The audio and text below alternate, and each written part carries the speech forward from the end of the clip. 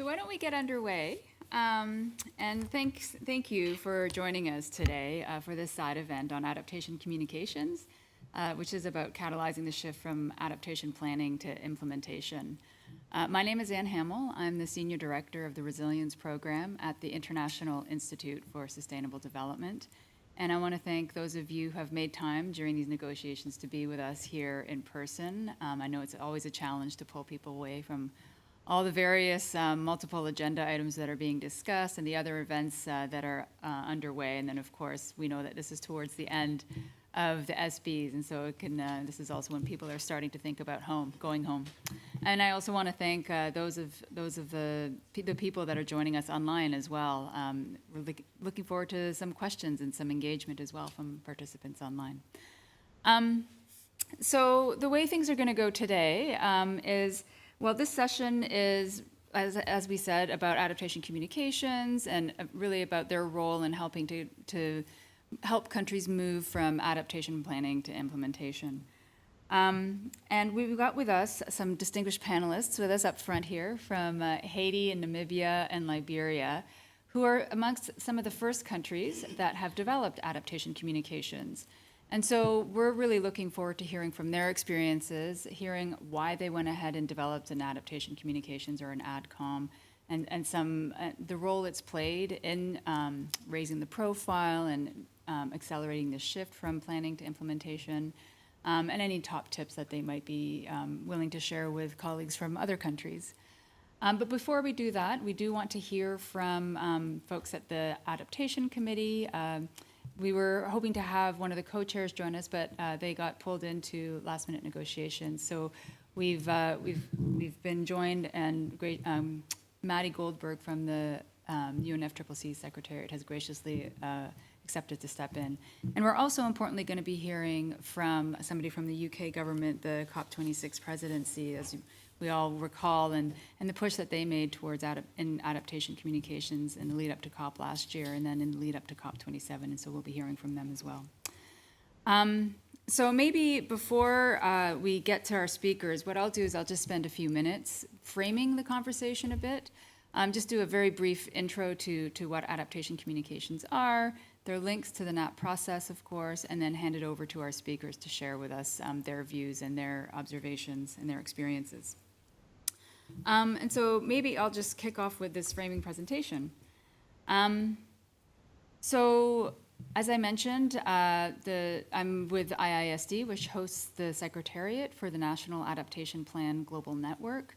We're an initiative that really works with developing countries to accelerate the development and implementation of national adaptation plans, or NAPs. And the NAP Global Network became interested in the topic of adaptation communications last year, as we recognize that NAPs are so important for countries in terms of articulating and, of course, addressing their adaptation priorities and needs. And then we saw that adaptation communications were also coming up as a vehicle to share priorities and needs, amongst other things. And so we thought, okay, we know countries are investing a lot in their NAP processes, so how do we make sure that this is actually being leveraged for the development of adaptation communications? And so this is why we're here today. I mean, we've got some countries with us that'll talk about how that happened. So the objectives of this side event are to increase the understanding on the purpose and process for developing an adaptation communications, or ADCOM. We also want to explore the ways that ADCOMs are contributing to countries' adaptation efforts and the added value of ADCOMs. We also want to highlight the capacity building and technical support available for countries in developing ADCOMs. And then, as I mentioned before, we really want to share experiences and recommendations from countries in preparing ADCOMs. So very briefly, what is an adaptation communication? It's a mechanism for countries to report their priorities, implementation and support needs, plans, and actions without creating any additional burden for developing country parties. It was established under Article 7 of the Paris Agreement. It's a voluntary, flexible, and country-driven mechanism, and it's not a one-off. It can be periodically submitted over time. The question, given that we've got things like national communications, national adaptation plans, and other means of communicating about adaptation and sharing about adaptation, is why develop an adaptation communication in particular? And so the 4 purposes that have been spelled out for developing an ADCOM are as follows.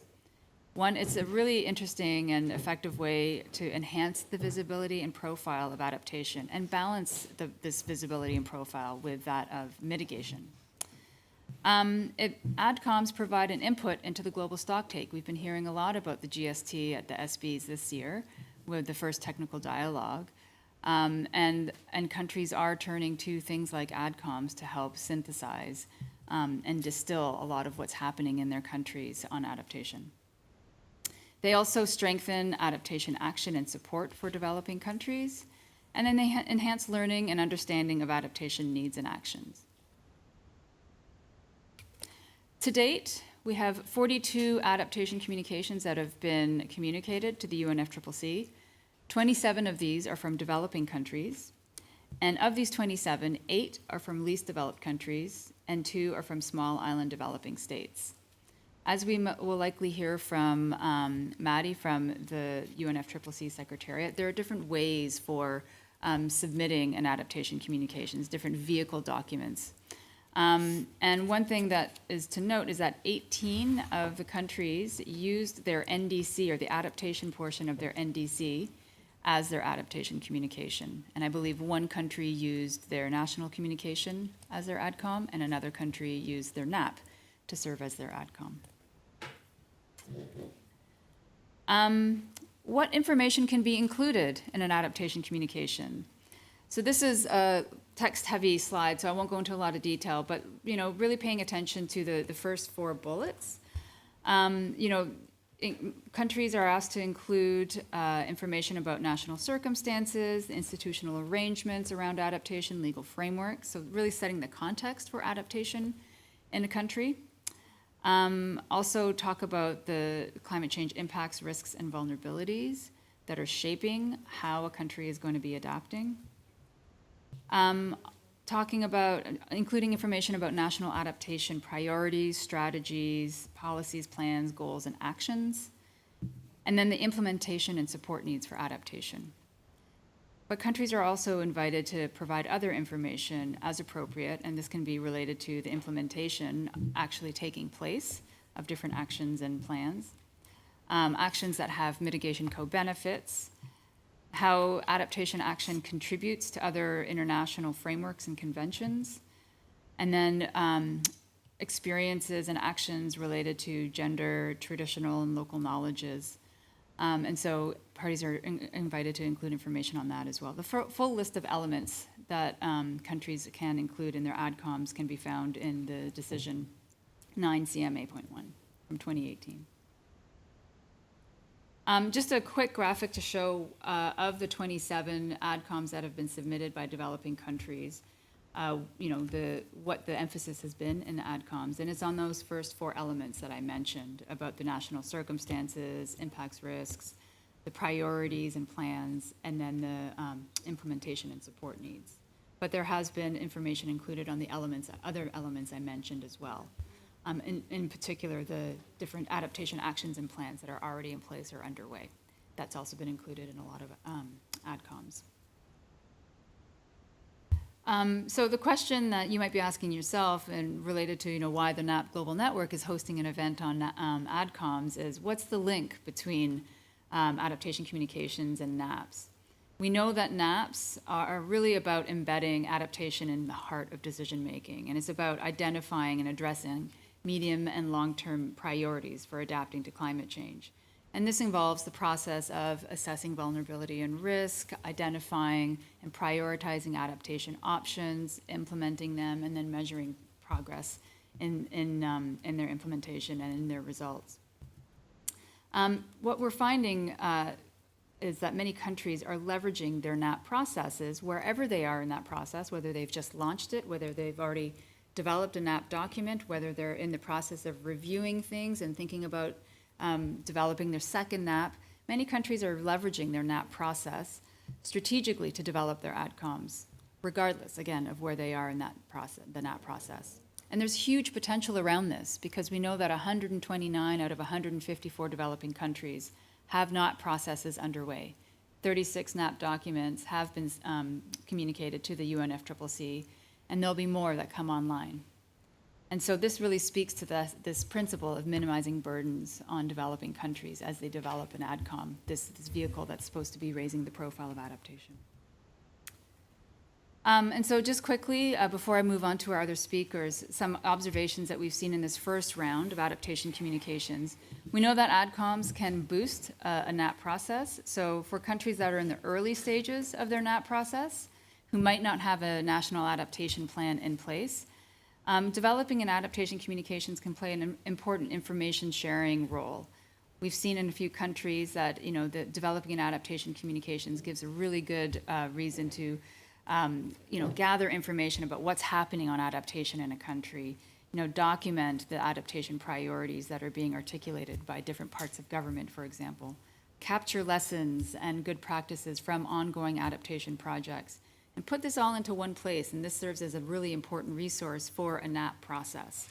And we've also seen that this information also serves as an important resource for countries in speaking with donors about adaptation priorities as well. We're already seeing those benefits. And then the other thing to note is sort of on the other end for countries that have already developed a national adaptation plan, that are in that sort of reflection mode, that are tracking progress, are sort of reading out and seeing what's happened since they developed their NAP. This whole progress reporting process provides a basis, or you can take that progress reporting process and actually distill it and develop an adaptation communications. So we've seen certain links happening at different points in the process. And so just some takeaways from us in this first round in the last year of supporting countries. We've supported about 20 countries in developing adaptation communications. Our high-level takeaways is that developing an ADCOM is a manageable lift. It's a manageable effort, especially if you're making these strategic links to ongoing efforts like a NAP process. That said, no additional burden doesn't mean that it's a non-inclusive process. Many countries are choosing to have very participatory consultative processes in developing their ADCOMs. You can leverage the NAP process, especially via the monitoring, evaluation, and learning activities associated with the NAP process. And even though adaptation communications are designed for international reporting and an international audience, countries are using them as a go-to resource for domestic stakeholders, and we'll be hearing about that from our panelists later on. And with that, let me hand it over to Maddie Goldberg from the UNFCCC Secretariat, who's going to share with us an update on the guidance around adaptation communications that the Adaptation Committee has been working on, and then also some observations from maybe this first round of adaptation communications that were submitted. So I believe he's online, and we can go over to Maddie. Sure, thank you, and hello everyone. I hope I'm coming through fine to the conference center from my kitchen here in downtown Bonn. Unfortunately, I can't be there in person due to some health situations, but I'll try to provide some information through here. I think I see myself on the screen there, so yeah, things must be working. Very good. So I work at the Adaptation Division of the Secretariat, and I'm supporting the Adaptation Committee's work to prepare the draft supplementary guidance for the Adaptation Communications. And since all the AC members are now busy with the negotiations, I'm happy to provide you with an overview of the Adaptation Committee's work in this regard. I can't possibly match the knowledge and the eloquence of the AC members, but I'll do my best to give some useful information. So the AC was requested by the CMA in 2018 to develop by June this year this draft supplementary guidance for voluntary use by parties in communicating information in their ADCOMs. And this should be in accordance with the elements of Decision ICMA 1. These are the 9 information elements that Anne outlined in her presentation. And this guidance is to be done with the engagement of the IPCC Working Group 2 and also using existing guidance as a starting point. Now, the Adaptation Committee has worked on this since the early 2019, and the work is now focused on refining and finalizing the draft.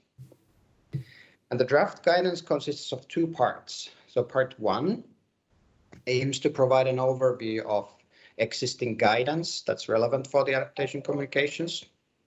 Second, an overview of the modalities for submitting an adaptation communication as a component of or in conjunction with other document. Like Anne mentioned in her presentation, there is basically full flexibility for countries to submit their adaptation communication together with other documents. So, and because there are so many choices, it's important that there's some orientation to those options, and that's what this part 1 also elaborates on. And the third point are the potential information synergies between the adaptation communication and then the other UNFCCC documents that contain adaptation information. For example, national communications, the biennial transparency reports, or the national adaptation plans. And the purpose of this information is to help practitioners to think through that, okay, where are there opportunities basically to reduce duplications and additional burdens, etc. Then the second part 2, presents information that this is the element-specific part. And here, this is a collection of information that can then help practitioners to think through when they are focusing on certain information elements, what can help, what resources they can draw on to facilitate that preparation. So part 2 basically provides a description of this element. It explains how the element is addressed in other UNFCCC guidelines for reporting. Then third, it also highlights where are the existing resources that parties can draw on to prepare the information. For example, scientific publications, some methodological reports, or other considerations. And then fourth, it includes some observations about how parties might want to approach the preparation of information on this element. And as you can tell, the guidance is fairly comprehensive, but this is not intended as a strict template how practitioners must do things, but rather this is, as also in the mandate, this is voluntary supplementary guidance that should facilitate the preparation process. And basically in essence, this package of information basically aims mainly to help, first of all, to understand and apply the existing guidance. Second, to make informed choices about the submission modalities and the vehicle documents. Third, to help find opportunities to reduce duplications. And then fourth, to find additional resources that can help with the preparation of the elements. And so in the preparation of the guidance, the AC has applied a very inclusive approach to encourage stakeholders from many constituencies to contribute. And these contributions were made, for example, in the regular AC meetings, at webinars and expert meetings. And I think probably many of the participants at this meeting have already been engaged in this process. Unfortunately, I can't see who's in the room, but I'm sure there are several people have already been involved in this.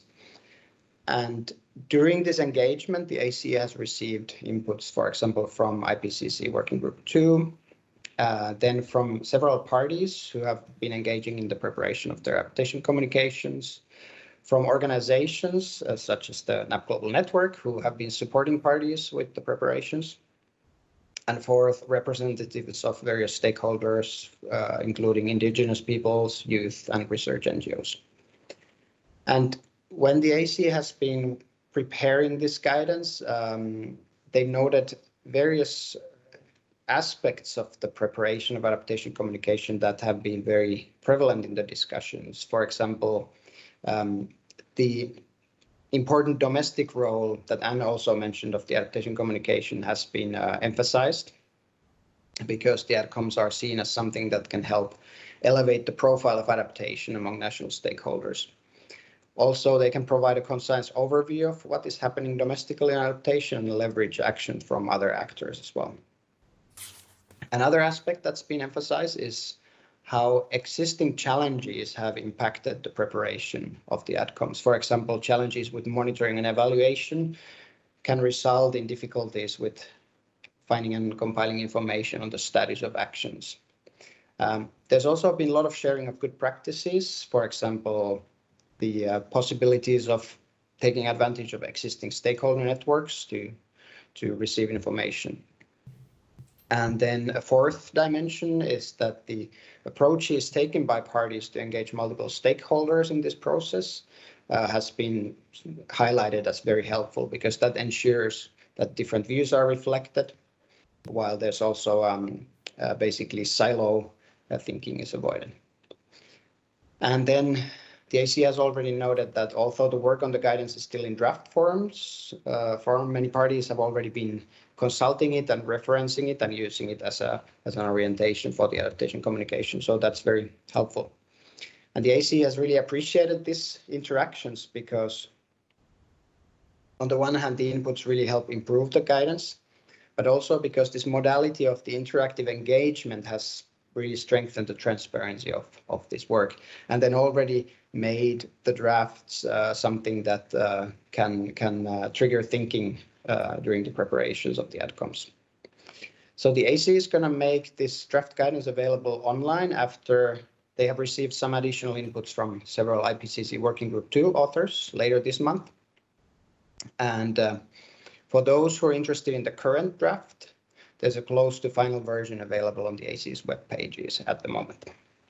So that's my overview of the status of the work on this guidance. I hope that's interesting, and I hope you find the guidance helpful for thinking through the various aspects of this preparation process. So I'm going to wrap up there, and thank you very much for having me here. And hopefully I could sort of meet some of the expectations and for the information here. Thank you. Great. Thanks so much, Maddie. And again, if just to emphasize that the guidance, the draft guidance is available online on the Adaptation Committee's website. And I guess it sounds like the final draft will be available later this month. Is that right, Maddie? Yeah, that's right. Yeah. Okay, great. Thanks so much. And if anybody has any questions for him, we can get to, please save them for the Q&A session. Okay, and with that, let's turn to Gerard Howe, who is the Deputy Director of Adaptation Adaptation, Nature and Resilience Department in the UK. And the UK government has been a really important partner of the Global Networks, in particular in supporting countries in developing their adaptation communications. And so, Gerard, it'd be great to hear from you, what the thinking is at the moment and the expectations around adaptation communications are. So let me hand it over to you. Thank you. Great, thanks, Anne. I'm just checking that folk can hear me in the room. Yeah. If Anne, great. So thank you very much indeed for inviting me to speak. I'm sorry I can't be with you today. I was in Bonn last week, but I'm back here in Glasgow, where I know a number of you were last year. So it's a delight to be here, and thank you to NatGN for organising the event today. I'm really delighted to be speaking here as part of the UK and as the UK's role as co-chair with Egypt of the Adaptation Action Coalition. And I want to just underscore a few points, but really looking forward to hearing from colleagues from Haiti, Namibia and Liberia, because the illustration of that practical action now is what is really crucial.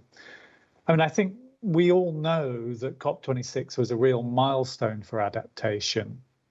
But, as I heard last week in Bonn, I'm sure you're all discussing, the proof is in the delivery and implementation now, and demonstrating the progress from that extraordinary platform that together we all built at Glasgow, and that was built on the progress that countries themselves are taking forward. So that evidence of tangible action and that way of demonstrating the learning and the progress that we need is really critical.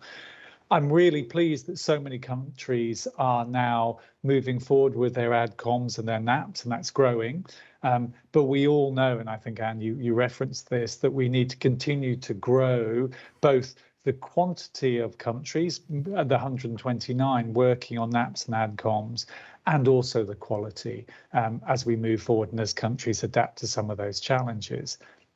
And with 6 months to go before COP27, we in the UK are urging all countries to produce ADCOMs before COP27 to do the things that I think this session is trying to achieve, which is to increase the visibility and the profile of adaptation across the piece, and to ensure that adaptation has the rightful place at national and global dialogue that I think all of us here today recognise that is so necessary. And in terms of the quality of those processes, I mean, it's clear that a robust NAP process is really looking, as colleagues have already mentioned, at assessing vulnerability and risk, and crucially assessing the distribution of that vulnerability and risk.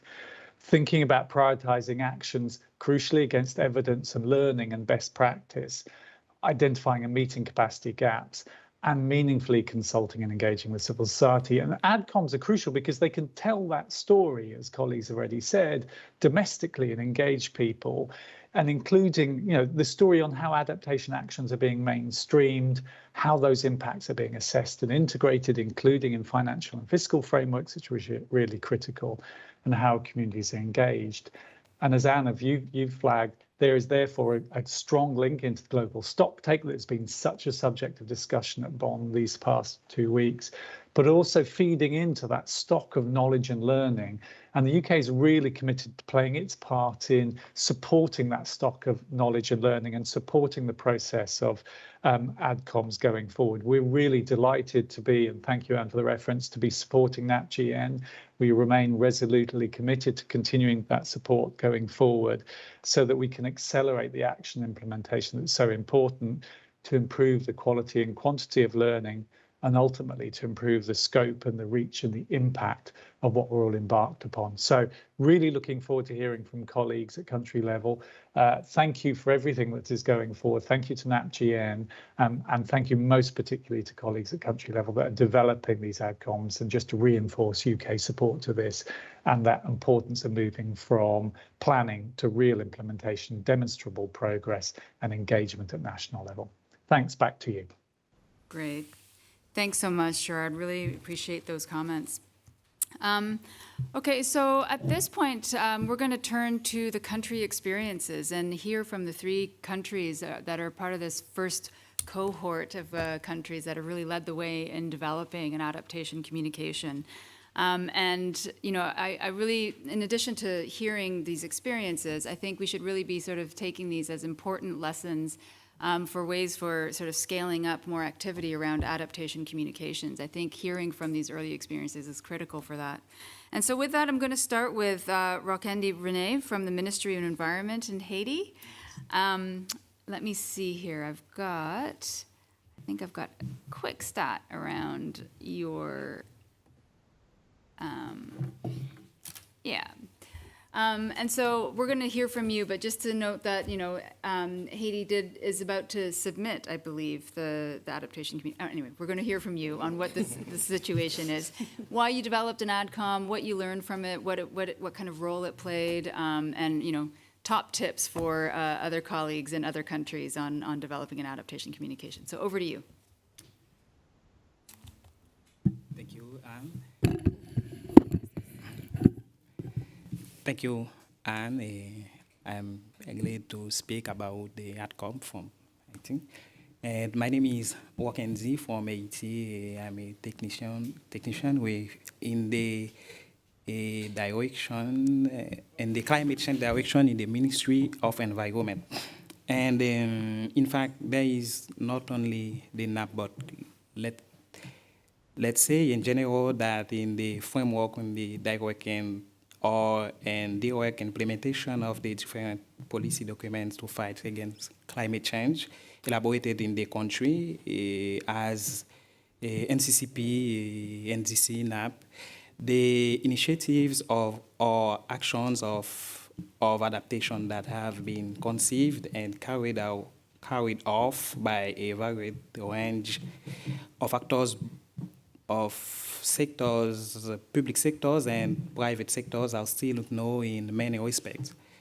Whether it is the nature of the action carried out, the means mobilized, the sectors targeted, the result obtained, and the impact on strengthening the country's resilience. And it goes without saying that the lack of knowledge of the action carried out outlimit, to say the least, the interest of a greater number of actors, both national and international, in this priority national strategy to combat climate change, which is adaptation. This limited level of interest is likely to have implications both for understanding the needs and for improving the scope and effectiveness of action taken or planned and with the spread adoption with negative implications for the process of building the country's resilience, poverty eradication, and gender equality. Thank you. Sure. Do we have a mic? We've got your colleague in the audience who also wants to add to the experience from Haiti before we move on to the other. And could you introduce yourself, please? And then. Good morning, everyone. My name is Gerard Howe from Haiti. I have the head of the Climate Change Directorate in Haiti for the Ministry of Environment. Like Rockendy just said, we already have our outcome, but it's pending right now to submit it by the convention. And then, like you said on the table, we elaborated an advanced stage. It's both. We already elaborate our outcome and then the NAP also. And at the end of this month, we are about to validate our NAP, and then we expect to meet them by September to the convention. And then, on our outcome, we identify like the implementing adaptation priority. Like you can say right now about the period 2016 and 2013, we have approximately 1 billion per year to make adaptation happen in Haiti. As you know, we are a small country, and then we did not emit a lot of emission. So we need to go forward with adaptation. Like when we have some disasters in Haiti, you can help other people or the population to recalculate that in our NAP, like our outcome, we mentioned it that our priorities that we have, it's already in agriculture, forestry, water and coastal zone sectors that we need to focus many initiatives on adaptation. And then also we have already identified some projects about Earth, because you know the climate change is very affect our Earth and the world, and then Haiti also. So that's very important for us. And then we want also to thank you, NAP Global, for helping us and elaborate this document. In that document, you can see every priority that we already identify, like other country, or other strategic document we already elaborate in Haiti. So thank you. Great, thank you.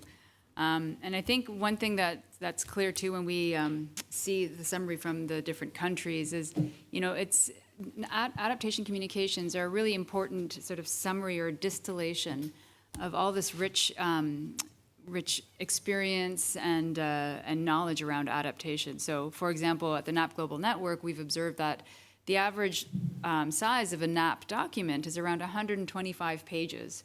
And here we're seeing that these are being boiled down, all this rich information around adaptation priorities and needs and directions is captured in a smaller number of pages, which can make it more accessible, I think, to a wider group of stakeholders. So, for example, Haiti's is 55 pages. And as we just heard, they've estimated $1 billion a year in financing or financial support needed to really get to address adaptation in that country over the next 16 years. Okay, so with that, let's turn to another experience. And so we've got Danise from the Environmental Protection Agency in Liberia. And so Danise, it'd be great to hear from you what's been going on with your AdComs. Okay, thank you so much. And hello, everybody. My name is Danise Danise. I work with the Environmental Protection Agency as media and communication specialist. So with this issue of our NAP, relating it to the outcome is one example that we would love to share, and we believe that this is the right platform that the NAP Global team have given us. So with this, Liberia has actually made tremendous progress on adaptation that we can say, and I'm also pleased to announce that the Republic of Liberia has recently completed her National Adaptation Plan and that of the first Adaptation Communication. So that was done in December. That's when we launched it, and moving forward, it was submitted to the Secretariat onward. So if we look at why Liberia decided to develop this important document, it's because Liberia developed this outcome to reinforce the messages from the NAP. We believe that the outcome would have sent this message of importance on adaptation. So, and with this, it also helped us to convey those key messages to the international community as well as those national stakeholders for informed decision-making and a call for action. So with that, involving the international community has to do with looking out for support, the technical skills being capacity building, and then for national, we look at the total involvement, talking about ownership. So with these things, when we have everybody on the table, it's a whole societal of the entire engagement. So with this, that's why we saw the need to develop the outcome. Great, good. Okay, so we're just getting a quick highlight, and then we'll come back to you about some of the experiences in the consultation process and stuff like that around the AdCom. And so why don't we then go to Namibia, and here we've got Reagan Chunga, who, the Ministry of Environment, Forestry and Tourism. And what would you like to share to start with about the AdCom from Namibia? Yeah, thank you very much, Anne. And I have my colleagues there in the crowd, so please feel free to jump in. I have Mr. Ashili there, and Alfio seated there. And I think it's always good to speak last because everything has been said already, literally. No, of course, yeah, the process first of all, let me just reiterate that Namibia is a very highly vulnerable country to climate change, if not one of the driest countries in sub-Saharan Africa. And being a carbon sink, we concentrate more, our priorities mostly on adaptation, and hence the need for us to the outcome helped us to document ongoing adaptation initiatives on the ground. We really did an extensive consultative process where we really went down to the local level to document this. So it basically gave us an opportunity to look at what's working, what's not working, what are some of the challenges and gaps, which are then we are using at the moment for programming to engage with the GCF, to engage with the GEF, and also we came at an opportune time that we were starting to develop our preparing to apply for our RENE support for preparing a NAP. So it basically formed basis of the NAP. So it's basically, like you mentioned, it's a very well documented, short, summarized document with 55 pages only. Short and sweet, which basically gives a picture of what's going on in the country in terms of adaptation, and then that helps for planning moving forward in terms of engaging your international stakeholders and also for regional planning. Of course, I mean, at the beginning, there was a bit of hesitance. There was another report, another submission report. But actually, at the moment, lots of stakeholders are very happy with the document. We are getting requests. It's been used. It was used for preparing the NAP proposal. It was used for preparing the proposal for BTR, which we just got funding from Jeff. It's also been used for GCF programming, which we are busy at the moment, and also the national implementing entity or the accredited entity, the GCF, which is the Environmental Investment Fund of Namibia, is really using the document to engage and mobilize resources for future planning. Thank you. Great. Thanks so much. And so what I've heard so far is that, like you were saying, the initial reaction might be, okay, another adaptation report, especially after we're developing these NAPs or about to develop these NAPs. But you've already sort of pointed to two significant added values. So one was really about awareness and getting a sense of getting the message, key messages out around adaptation to different stakeholders. And you mentioned one it's already actually being used to mobilize resources for adaptation in Namibia, which is really interesting. I wanted to ask Haiti, what was the stakeholder consultation process like around the ADCOM, or did you decide to do one since it was sort of in parallel? You already had the NAP process underway. What was the stakeholder consultation process like? Yeah, for the ADCOM.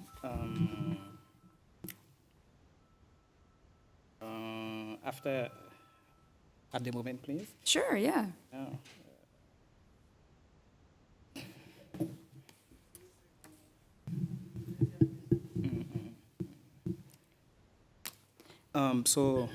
Thank you.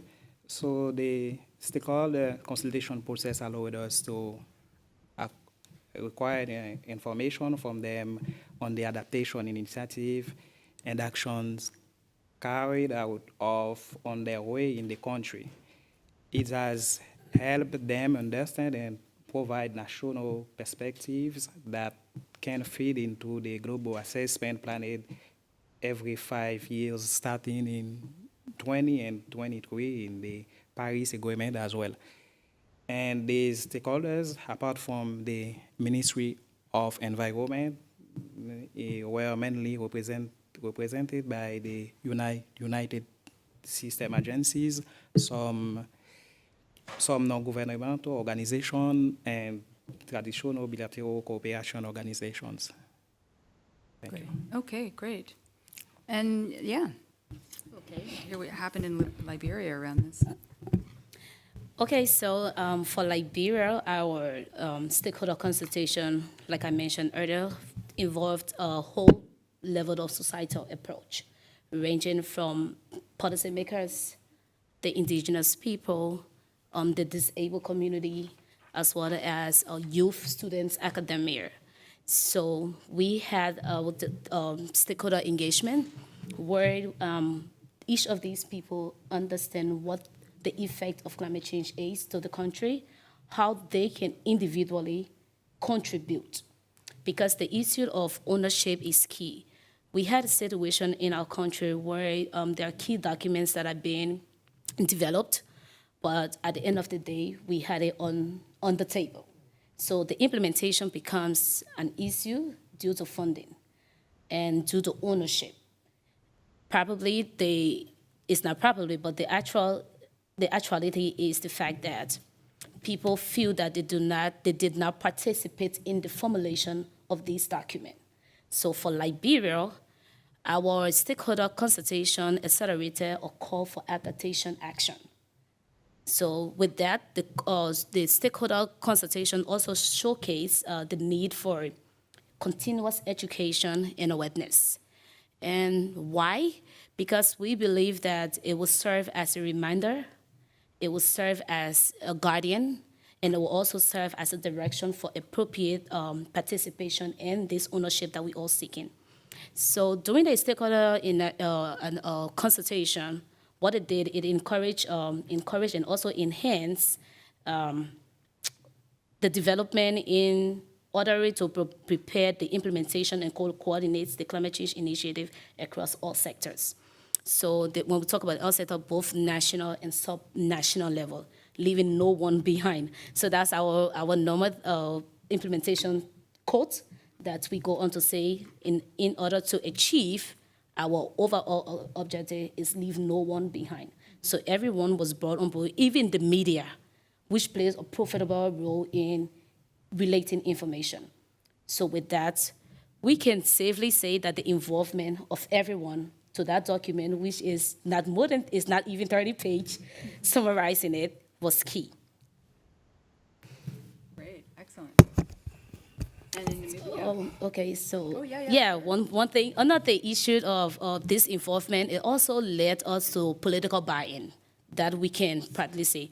So from the policy maker aspect, we had the House of Representatives, the Speaker of the House of Representatives, who his name is Honorable Bafachima. He was the one that officially launched the NAP and that of the outcome document that we did. So it tells us that our government, through the Environmental Protection Agency, is strongly involved with all relevant government institutions, line ministries, and agencies to ensure that we have this document in action. Okay, interesting. So it sounds like the AdComs provided an opportunity to really boost The climate change initiative. Yeah, fantastic. Okay, great. And what about in Namibia? What was your experience with consultations around AdCom? Yes, thank you. It's always difficult to speak after a very good speaker. She's raising the bar high. Yeah, in Namibia also similarly to Liberia, we really had a very intensive consultative process, though over a short period. But we tried to consult as many as possible, both at national, sub-national level, including actually the farmers and the indigenous people, just to get their voice in terms of how they feel. Because similarly, I think this is a common issue in most developing countries, that once the adaptation project is funded, once the funding comes to an end, then that project dies at the end state. There's not that sustainability. So these are some of the messages which were coming out. Of course, it also helped to raise awareness in terms of climate change, what it is, how people can adapt and cope with the impacts of climate change. And I think one outcome which came out there was the need to develop a monitoring and evaluation and learning system, which of course, thanks to the NAP Global Network, we are able to get support once again, through Dobra, our good Dobra. Yeah, we are able to get support again to help us. Now we are currently at this stage, we just finished the stakeholder consultation for that actually last week before we came here, just to try to look at the systems which exist for monitoring and evaluating and also learning from some of these adaptation actions which are being implemented on the ground. So yeah, in a nutshell, I think that was the stakeholder process. Great. Okay. So it sounds like a wide array of stakeholders was consulted, and it's really great to hear that in Adaptation Communications. I mean, I think in some ways there's an assumption that it was just going to be, let's take the existing documents that we've got on adaptation, let's summarize it and put it into an Adaptation Communications. And from the NAP Global Network, what we found really interesting early on was that many countries said, no, we need to go to consultation. Mm-hmm. Whatever we put out and communicate about adaptation, we want to make sure that we're capturing the views and experiences of people that have already been involved in adaptation projects and have opinions on how that's gone.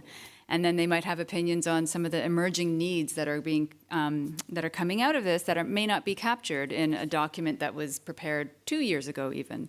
And so making it very timely too is something that I was hearing. But it's also nice to hear that these can happen quickly, because we know consultation processes can take a long time. And so we heard a little bit already about how the adaptation communication is being used by domestic and international stakeholders. I guess, whether it's to raise awareness, get political buy-in, ownership for fundraising, resource mobilization. I mean, what are your expectations going forward with how the adaptation communication is going to be used in Haiti, for example? You've made this wonderful document, a 55-page document that captures the priorities and the needs. So how do you want to use it going forward? Thank you. You want to answer?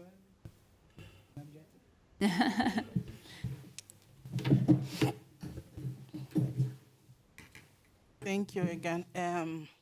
So, it's very important for us because our NAP process help us to do better our outcome. Mm-hmm. We already under NAP process do our consultation, stakeholder consultation. And then when we go forward with the outcome, it already knows about adaptation.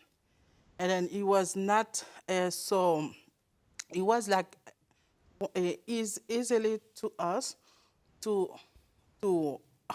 talk to them about outcome, how we want them to know more about adaptation. That's the reason we made the outcome. So it was not easy like any country that can go forward with the stakeholder and then talking about what we are doing, because in Haiti everyone doing what its part. So make them in comments and then thinking about how we can do about adaptation. It's not easy, but we make it.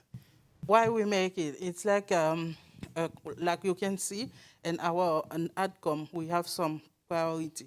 And then that priority we have in an outcome, it's already identified in our NAP. So we go forward with the same priority, and then with when we go to them, so they already knows. We want some to know about vulnerability and agriculture and the forest and the water and the coastal coast. So they knows we want to know more about that and then communicate them to other people. See, like when you go for funding, when you go for loss and damage, so they can know our position and our priority. So that's why I want to say more. I don't know if you want to add something. Okay, so a really important tool for not only capturing but communicating priorities in multiple conversation, and you just mentioned loss and damage as well. You can point to your ADCOMs and say, these are our priorities. Great, okay. Yeah, let's hear from the other countries. Okay, so like the style we going by right now. So the Adaptation Communication for Liberia is indeed serving as a source of information, and is also serving as a lesson on adaptation for Liberia. So what it's actually doing right now is it helps to look at the international stakeholders, see how we intend to roll out these plans and attract funding and support. I will have to say that, because even if the funds are available, we still need those technical support in the line of capacity building to roll out. So with this, we feel that these strategies will have some level of priority actions to help Liberia build resilience and cope with the impact of climate change. So Liberia efforts to integrate the climate adaptation into national policy, that is key. And then we also look at the development planning at central and local level. So when we have this document at the level of national, in our national policy, it's easier for the implementation to go ahead, where we already have the political buy-in as well. And another way we look at it is that we see this document as an alarm. Yes, an alarm that wakes you up in the morning and tell you, hey, you have to do something. That's how we see it. So and how to do that for Liberia and for the people of Liberia to understand what it is, what role they need to play, and how can we achieve this, is to have continuous awareness engagement. So the awareness has to be, for us, we have local languages, so we transfer this local language, we've transferred this document in an abridged version, where we will have to play it on our radios, on social media, on our social media pages, whatever way, because we look at the audience and we communicate those messages to them the way it's supposed to go. So for example, in the village, you don't have to use television to communicate that message. So we train the locals that are there to actually communicate these messages so that our old mom or old pop that are there to understand and make their impact. All of these things cannot be done without funding. If you look at our NAP right now, the outcome under that, on our adaptation, we need something around 90 million. How can we get that? We look forward to the same support of the UK government, who supported us in the version of the outcome, and we look forward to international support in general, I should say. So the IISD has done extremely well with their technical support. We also look forward to the NAP Global for that guidance as well. And we are appealing that this document is sensible to the government of Liberia, and we can only achieve if we actually look for the required finance to have it rolled out. So the rolling out right now is key, and we can only do that through effective community engagement as well as awareness raising. So did I understand you created an abridged version of the adaptation? Of the NAP? Of the NAP. Okay. So there was an abridged version of the NAP. Okay. So that I'm just trying to say the similar thing that we did for the NAP, Yeah. we can also do that with support for the outcome. Outcome. Gotcha. With that, the message will actually filter down. Even the children will understand it. The youth, the disadvantaged, disabled. With that, each and every one of them will understand their own role as we look forward to this global change. Okay. Okay, so communications and engagement being at the is the central, key. the Yeah, center the of all central of of this. it. Okay, great. How about Namibia? Thank you very much. And I'm hearing most of the colleagues here from Haiti and Liberia. They already have an app. For Namibia, we are just starting to apply to GCF for readiness support. So basically, this ADCOM will serve as the basis for the NAP preparation going forward. And also, it will also serve, we are currently at the end of our National Development Plan. We are starting planning for the coming 5 years. Normally, our national development plans are for 5 years. And this adaptation communication, we foresee it playing a very strong role for the environmental sector when we are doing the planning, when we start getting engagement. Also, like I mentioned, we've been working on developing, taking stock of what is there in terms of M&E. We went back to the regions again, had some consultations, and really there was a very strong request from the people from the regions. They want that document to use it for their regional planning also. So it's really going, because we meet at the regional council level. We were meeting some of the people we already met when we were doing this. They were like, where's that document? We need it for planning purposes. So it is, I think going forward, it's really going to be a very strong document which we'll be using for planning, for sourcing funding. And like I mentioned, we are busy doing the GEF programming, which is before GCF programming, which is sets out the priorities of the country for the coming 5 years. And we are already using this document for that purposes. So it really communicates our priorities, and really it will be a very strong document for resource mobilization and so forth. I see my boss is shaking his head, so I'm doing it. Great. So it sounds like the Adaptation Communications is actually living up to its name. It's really an important tool for communications for a number of different reasons, whether it's engagement and awareness raising, resource mobilization, articulating priorities to international conversations like the ones we're having here. You're already seeing value in that. I'm going to switch a little bit, and I know that I think one question, and this is, I think, probably come up through some of the consultations you've done around the adaptation communications, but is the issue of gender and social inclusion. You're smiling, so I'm expecting a big answer from you. So you can take the first. Yeah, maybe we'll switch the order, and maybe you can mention how talk about how gender and social inclusion factors or features in your ADCOM.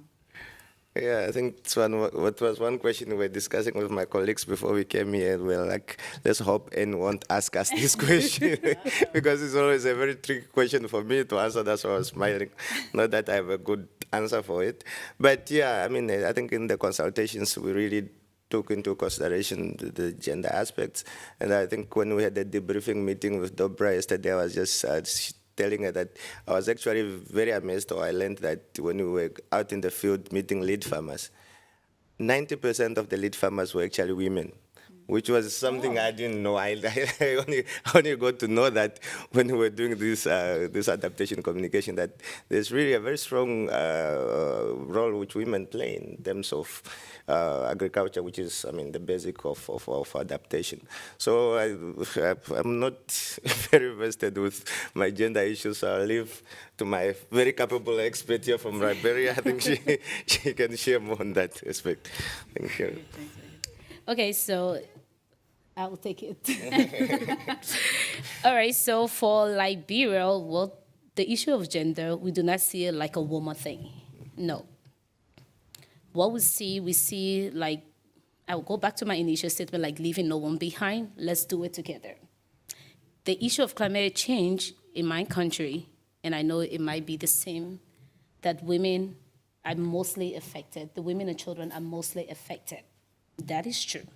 But however, our first adaptation communication is being aligned to the national gender policy for Liberia. That's what we did. So I think Namibia can kind of take a look at that to actually work. So when we did that, in the involvement of participation of women, the disabled, the youth, all was captured in it, making sure that these people play a pivotal role in decision making, what works for them better, and how they can own it. It comes back to ownership, because from the onset, once you include people from all levels on a roundtable discussion, making sure that you have the same percentage of men discussing, the same percentage of women, and then even the youth, the student group, you have a smooth discussion. So, however, the unique knowledge that they brought to the table and the perspective also provided opportunity for inclusion, being very inclusive, equitable, efficient to the responses that we got and the coping strategies. So these were some of those things that we look at when we were talking about looking at the gender and social inclusion under the outcome. Okay, interesting.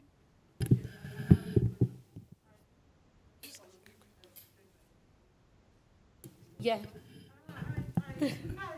Okay, so see that? Yes, I started with WIDO too as well, even with the IISD and capacity building initiative. Yeah. 2019, exactly. And Haiti. Yeah, thank you. In fact, there are several thematic groups in the community ad hoc in Haiti. This is National Community on Climate Change. And in this community, are including a gender and climate change thematic group that analyzes and works on the integration of the gender issue in the country's initiative to combat the climate change. That's all. So one quick information on Namibia. I know we could have a side talk on this, but when we were doing the NDC, our revised NDC, we thought that our society put up in a position where at times women don't speak highly when they are amongst their peers. So what we did, we had a different stakeholder engagement, bringing all women only. Focus group discussion, that kind of way, but it was a dialogue that brought together women from across the entire sector, the 15 counties of Liberia. So in that discussion, you understand they actually voice out what the thing is the best way. But then if you have a situation where you have men and everybody, sometimes they feel shy to actually express. Even with the student group thing too, we did the same with the youth, we did the same with the women.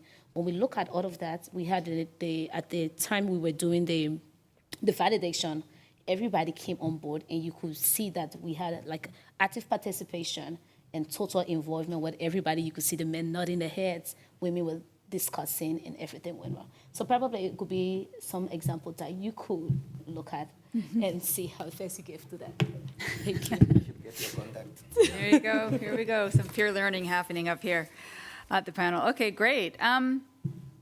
So, some of what the information that's captured in these AdComs is, points to the resourcing, whether it's financial, technical, that's needed to really implement or address the priorities that you've highlighted in your AdComs. And so what are the sort of the main gaps and needs do you think you see to scale up implementation of adaptation that are highlighted in the AdCom? What does your AdCom point to as saying, we need this to scale up implementation of adaptation? We've got here on some of the slides some of the financial figures. So, for example, I think in Namibia, you've got, 1.7 billion for the next 10 years, or less than that.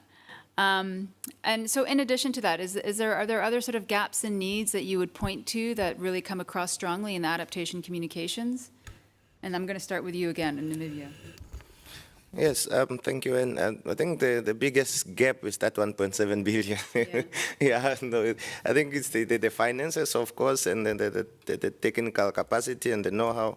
But also, I think what we picked up, the lack of a proper M&E system in place. That's why now we went back to the NAP Global Network to get support to really now take stock of the M&E system and maybe in future help to develop the M&E system. Because at the end of the day, all we want to do is to improve the resilience of our people. But how do we monitor that we are doing that? Because we have instances that we are pumping money into a community, but yes, that community, that the resilience does not improve. So that means something is not working or something is wrong. So if you have a proper M&E system, we'll be able to learn from those which succeeded, those which did not succeed, and help replicate to other communities or other constituencies. Thank you. Danise? So finally, Namibia is leading something. But then it's almost, it is on path. So after we've done the ADCOM and the abridged version, right now the Liberia is also implementing through the support of the NAP Global and IISD. We're also doing the monitoring environment and learning platform right now, so to know how to track those things. Our biggest gap is the issue of that requires substantial international support. And it links to what funding issue. Because we have the manpower, the capacity has been built through national and international organizations within the country. What we need right now is rolling out this document so it cannot get dusted on our table. So, and to do that, our document require not more than 90 million. Yes. So once we can identify, we can have that full support, I don't think we have any gap with that. So once that can be filled, that gap can be filled, full implementation can actually start rolling. So even though we have the mail running right now, we look forward to more support in the community engagement and awareness to implement these activities. That's where we are right now. Okay, so we've heard 1.72 billion from Namibia. We've got 90 million from Liberia. Okay, and Haiti, what about you? What do you see as the biggest gaps and needs that are being presented in the adaptation communication? Thank you. For Haiti, the gap include weak technical, human, and institutional capacity to support the country's adaptation efforts. And this being said, due to the absence of a budget line dedicated to the fight against climate change in the country's national budget, so the implementation of the NAP and of the NAP is to a large extent conditioned by the support and assistance of the international community in terms of finance, technology, and transfer, and human and institutional capacity building. Sure.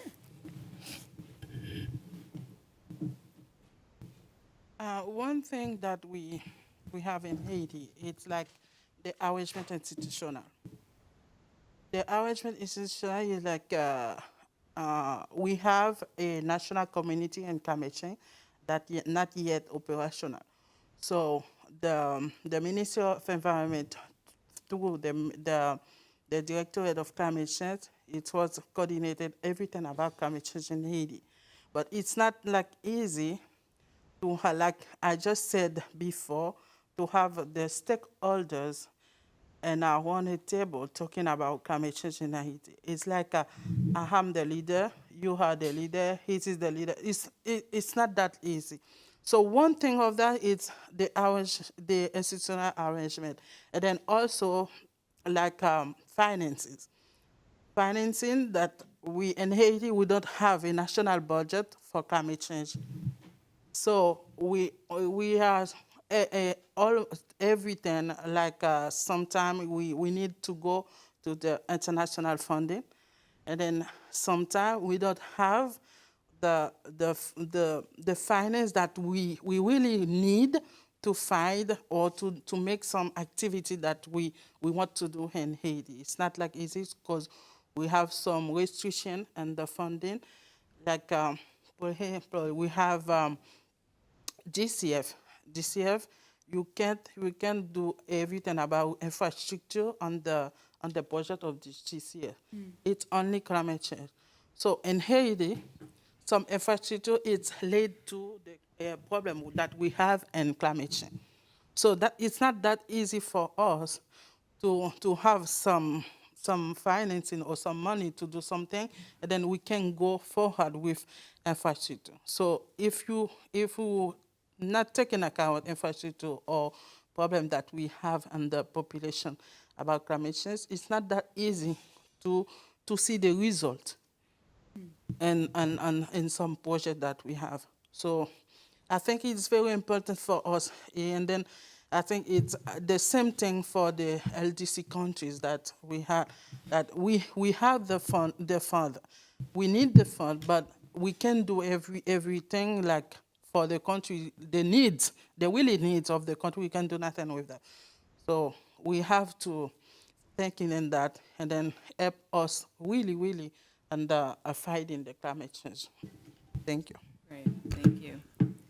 Great. So in addition to finances or funding, which all ADCOMs have actually, indicated how much money is needed to support implementation of adaptation, we're hearing very.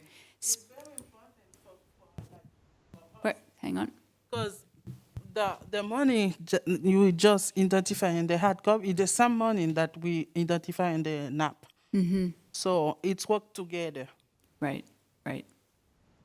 And then we've also heard of some very specific needs, institutional arrangements, capacity for tracking, making sure that you're spending money in the right places on the right things. And is there anything else you would add to that? No? That's it. Okay, great. Look, and I want to open it up for any questions that people in the audience, both online and in person, might have. But before I do that, well, you know what? I'm gonna end this session with this question. So think about it.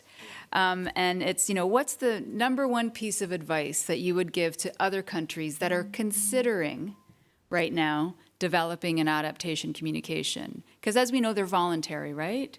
And as we know, countries are already working on NAPs and NDCs and national communications.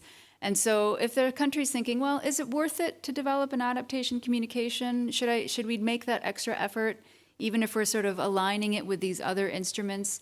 I would like you to reflect on what's the piece of advice that you would give a country as they start thinking about that. I don't know if anybody's got any questions for any of our panelists about adaptation communications and their experiences. If so, please raise your hand. I don't see anything online. In the back of the room there, yeah. That's my boss. There we go. Hope my boss can come back. Good morning again. I hope it's still morning. Let me be sure. Okay, good afternoon. Sorry, I'm looking at the Liberia time. Yes, so good afternoon.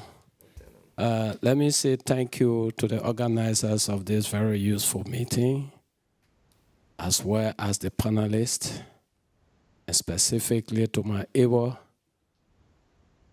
lovely Danise, love Danise. Thank you for effectively representing the country. Let me just, in addition to what she has said, share something with all of us as a country. We come to these forums with the explanations of political buy-in.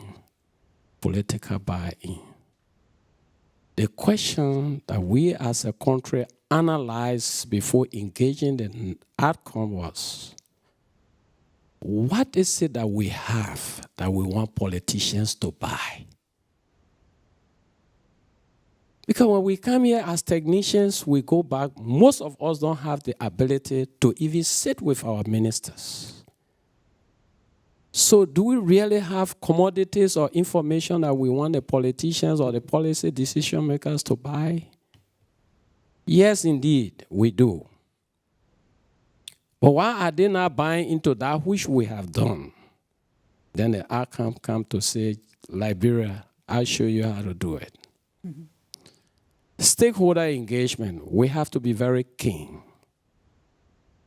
It's not too many of our government officials that have still developed, not only in my country, across many African countries. Climate change is still being considered as, it's still under consideration as to whether it should be an integral part of our political agenda or not. We, through some effort from her, were able to hold some one-on-one consultation, talk to high-level politicians, aligning our climate change activities with national development agendas. And in this case, once the Speaker of the House of Parliament realized that, hey, Speaker, if you take climate change as a national issue, and you can encourage the members of the House of Parliament to pass different conventional acts, issues that related to the climate become nationally considered as part of our political agendas. You could sit here as a speaker, but your voice in a climate change fight will cut across. And that's going to change your political outlook. Fortunately for us, we have struggled a long way with climate change. We ratified the Paris Agreement in 2018. And I can say this proudly, that even our president have taken climate change as part of his national development agenda. So the launch of the outcome, take a look at the document and see the caliber of politicians that attended our occasion. And I'm saying all of this to say we must have something tangible to sell that will make politicians to buy. So the outcome have come to elevate our climate change agenda politically, but it came with a tax and responsibility. The more you allow these people to get involved with the activity, the more demand the country places on the Environmental Protection Agency. Mm-hmm. We didn't know that if we win, Liberia is the owner of 43% of the 10 lungs of the world, which is the Upper Guinea forest. Oh, we got 43% of the Upper Guinea forest, but why have we been benefiting from it? Because we didn't have the political support, nothing. Now, the legislature will call you every week. What do we need to do? Because you have now called them to a forum where they sat and you educated them that, look, we can change our political outlook, align our national development agenda with climate change and this and that. The responsibility, like you heard her saying, is increasing on a daily basis because awareness has become part of our activity, which was lacking behind. So when you hear her keep re-emphasizing what is it that we need, it's not just because the institution called EPA is looking out for sources. We have worked along with all of you as our partners to uplift the agenda. And the agenda have now come with the responsibility of how do we find the resources to bridge the gap. Right. And that's why you hear her keep emphasizing 90 million, 90 million. You have done well. But the way you did, this is the responsibility that you came along with. Thank you very much. Right. Thank you so much. Okay, so I'm really hearing the role it played in that critical high-level political buy-in of adaptation, and from there it becomes much smoother. It's not easier, but smoother. Yes. To find the resources, to mobilize the sort of the capital, if you will, to implement and address your adaptation priorities. I understand that Gerard has his virtual hand up and has something he'd like to contribute or ask. Gerard, over to you. Great, thanks, Anne. And look, a huge thanks to Danise and to Paulus and the Rockendy for what I think are fantastic presentations and progress. I'm hoping you can hear me now. Yep. Yeah, cool. So look, I said huge thanks to Danise and Paulus and Rockendy for excellent examples of progress. I suppose I just wanted to reflect 3 issues I'd heard from our panel today, and it's been extraordinarily useful for us to hear them. First, as an overall comment, the point that I'm hearing is that there is enormous progress. AdComs, you're taking forward AdComs, and it just demonstrates the need to make sure that resources are flowing towards those excellent plans you're putting in place so that that progress can be as seamless and as speedy and timely as I think we would all require. So that's an overall point, and something that we as the UK will continue to pay close attention to ensuring. But the first cluster I heard was about integration, actually, and all 3 panelists have really talked about how AdComs and NAPs have helped integrate existing policies into climate change and adaptation action. So that great stuff about how gender equality and inclusion is being pursued, but it's also helping to develop policies in this interface between adaptation and national policy. And I think that's really great to hear. And clearly, as the AdComs and NAPs continue, we're going to see that further integration and that coherence, because that's where we're going to get the acceleration and the impact that I think we all require. The second cluster I heard from the panelists was great things about engagement, actually, about the way in which AdComs have been used to communicate priorities, to engage communities. I loved the wake-up call, Danise, that you talked about, and to reach communities. It was really good to hear Leave No One Behind as part of that drive behind this. I think we would really strongly welcome that. And I think that also speaks to the importance of AdComs in locally led action, an area that we are extremely keen to support. So ensuring that there is ownership and engagement from Indigenous communities, girls and women, men, right across the piece. And I think great to hear demand. I mean, that's when we know that this stuff is being successful, when people are saying, hey, I want some of this, and I think that's a real marker of success.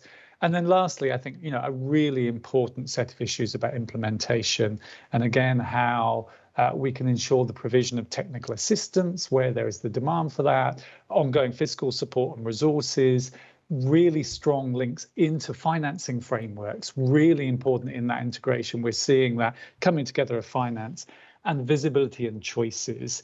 And I suppose the last thing is that final point that was being made about the importance of getting that political buy-in, because with that, so much is possible. But I just want to say on behalf of the UK, huge thanks to our panelists, because it's just humbling to hear about the progress that you're taking forward, and we stand ready to support the learning and progress where we can. Thanks very much, Anne, and fantastic chairing, by the way, too. Thanks, Gerard, thanks. And you just made my job a whole lot easier, I have to say, which is great. Before I turn back to our panelists for the sort of last bit of advice you'd give countries that are considering developing an AdCom or about to get started, I just wanted to give Maddie maybe a chance. Is there anything that you would like to share if you're still there? Yeah, your hand's up, so please jump in. Mm-hmm. Yeah, thanks. Listening to these the presentations and all the rich information. Now, I just wanted to highlight in a similar spirit as Gerard just did, that it's really encouraging to see how the AdComs in some ways. I'm speaking in my personal capacity, not representing the AC at the moment. Just to hear sort of how this the AdCom is sort of in a way already fulfilling one of its purpose, because in a way it was never intended as a rigid template where everyone waits for full clarity to emerge about everything, and but rather what I hear now from all of you at the panel is that you've basically taken the AdCom and started working with it in ways that are innovative and that are conducive to the communication needs that you have. And I think that's exactly the way that it's working very well. So I think it's really encouraging to see that dynamic already. I don't think and also to see the excitement about the AdComs, because I don't think there's a comparable energy happening with national communications, for example. So I think that's a really great thing. And also what I found very inspiring was the way there's a lot of reflections about the relationship between the AdCom and the existing instruments, because that's that's kind of one of the central pieces, that this is an instrument for the visibility of the major adaptation efforts that are happening in more detail in under other processes as well, and this sort of brings them together. So I think I really sort of heard that notion there as well. So yeah, I found it a very inspiring state of the adaptation communications. Just to highlight one thing that I forgot to mention is that a couple of weeks ago we made public the registry for the ADCOMs, so they are now in their official place on the UNFCCC website along with the NDC registry. So that kind of adds a little bit to the visibility of them, hopefully. Great. Yep, I think that's my takeaways. Yeah, thanks. Great. Thanks so for much, having. Maddie. Okay, well, look, in the spirit of sort of wrapping up and sharing and trying to mobilize even more action, I'd like to ask our panelists some final words on advice they'd give to other peer countries that are getting started or considering developing an adaptation communications. And so maybe I can start with you, Rockendy. What kind of advice you might give to others who are developing an adaptation communication? You can repeat this question? Some advice for other countries developing an adaptation communication. Okay. Madam Yeti, you want to answer? Is the last question? Yeah. So your personal advice. Okay. You want to answer, Madam Yeti? I'll give you a moment. Some advice to other countries in developing an adaptation communication. Definitely, yes, because it was, for us, it was very important, the process. And then we learned a lot about other stakeholders that are involved in the adaptation in Haiti. We involved in some project that already are one in Haiti about adaptation that we didn't know. So, and then it was a time for us to thinking about or sensibilize others about climate change, about how we can adapt to the climate change, because as you know, Haiti it's very vulnerable to climate change, and then we need to move forward. We need to go to other thing, so that the outcome help us to mobilize also the private sector in Haiti, because the private sector is not already involved in that thematic like climate change. So now they knows what is climate change. They know where we can find finances to make some project that want to another account in Haiti. So that was very helpful for us. And then I will ask any country that want to make their outcome to do it, so that, of course, it's very important. If you don't have yet our NAP like Namibia, right? Namibia, there's not our NAP not yet, but it's very important for you, because you already your the outcome. Then the outcome will help your country to make better the adaptation plan. So it's not for us in Haiti. It's already the outcome and then the NAP. So every priority that we identify in our NAP, so we go to the stakeholder and then talking with about that sector like agriculture, etc. So I will invite any country that doesn't have the outcome, and then to make it, and then also NAP Global Network is a very, very technical support that we can account in. Thank you. Great, thank you so much. Okay, and let me hand it over to Danise. What would you say? What kind of advice would you give? So my advice to those countries who is kind of thinking on developing the outcome, I think it's a wonderful initiative that one should take advantage of. And the reason why I say this is I see the outcome as a great strategy to communicate adaptation needs. So if we actually want to address the issue of climate change through adaptation, looking at the adaptation mechanism, I think it's something that we can do.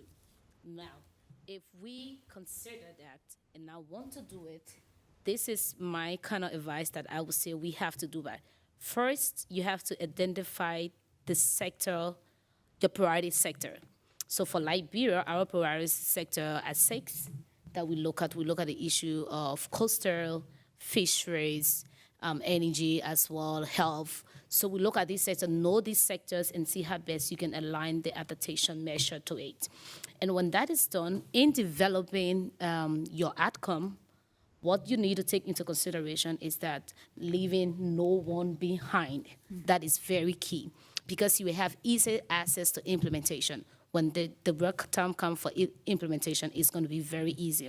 The issue of bureaucracy, the political buy-in, we serve as a hindrance to some of these national documents, might just go on a smooth platter. So with this, I feel it would be an easy way that we can address these global alarming situation of climate change. Great. So the climate change adaptation, the adaptation communication is the easy way to communicate. Right, right, great, okay, that's, and then with the last 30 seconds we have, what would you say, Reagan? Saving the best for last. Okay. There you go. Yeah, no, if you're thinking of doing it, especially for those countries, like it was mentioned by my colleague there from Haiti, for those countries who do not have a NAP, please do it. It will make your NAP much more easier, because it will help you prioritize, look at what's happening in the ground, what's working, what's not working, which you can use now for programming. And please do not sit on your computers and do a desktop study. Go talk to the people, because you'll be surprised. Exactly. Yes, we So you found know out what it information which we did not know, that this is what is actually happening on the ground. And work with Dobra, please. She's the best. Thanks so much. And I want to thank you all for joining us, both in person and online. And I want to thank our wonderful panelists. So we had Gerard and Maddie online who joined us. And then, of course, we've got Rockendy, Danise, and Reagan, who shared their excellent inputs. And then also the colleague here from Haiti as well, who supplemented what Rockendy had to say. So thank you so much for your time. And thank you, everybody else. And have a good rest of the day. Take care. Thank you.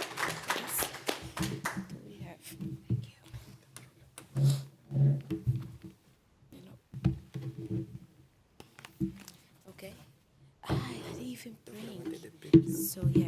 She was talking about the picture. Oh, yeah? Okay. So we can take group pictures? Yeah, she wanted. She was saying something like.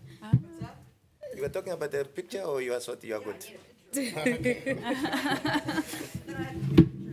Okay, so we can stand. We stand? Oh, they have it.